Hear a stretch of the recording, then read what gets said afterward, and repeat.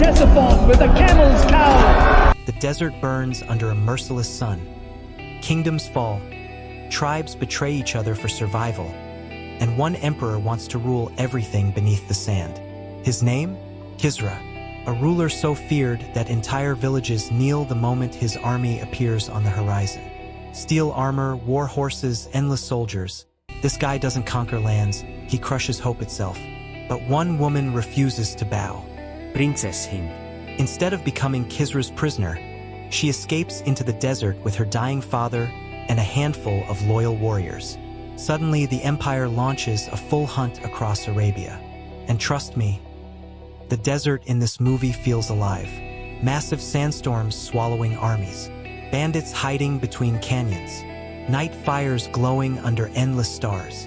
That's where we meet Hanzala, a mysterious outlaw feared by soldiers and respected by desert tribes.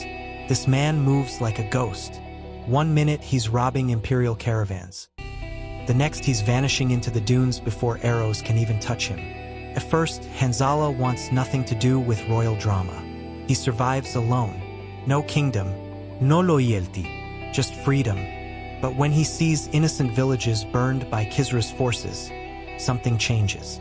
Especially after he rescues Hind during an ambush where imperial soldiers slaughter nearly everyone protecting her. That scene? Pure caos. Camels screaming, swords clashing, arrows raining from cliffs.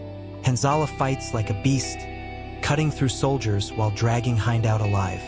Now both of them become enemies of the empire. So begins the long journey across the desert to unite rival tribes before Kisra wipes them all out forever. But here's the problem. The tribes hate each other almost as much as they hate the empire. Some want war, some want peace. Some would rather sell Hind to Kisra for gold.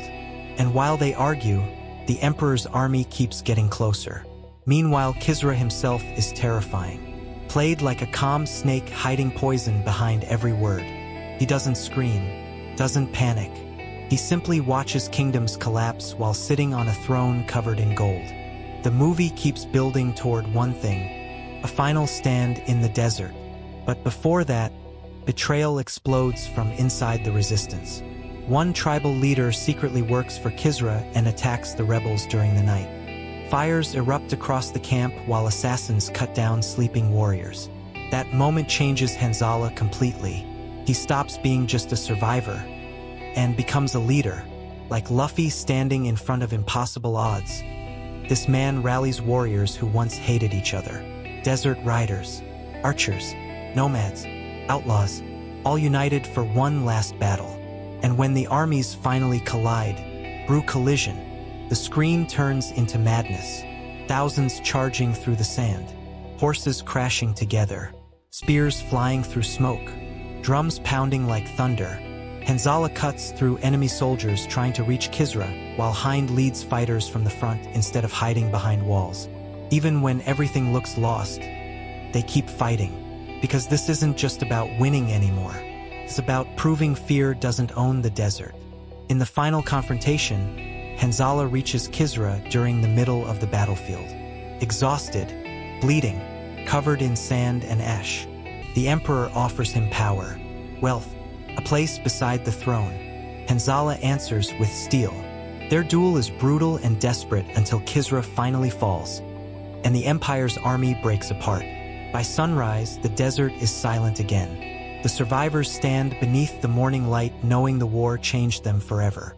No treasure, no magic ending, just freedom earned through blood and sacrifice. And Hanzala?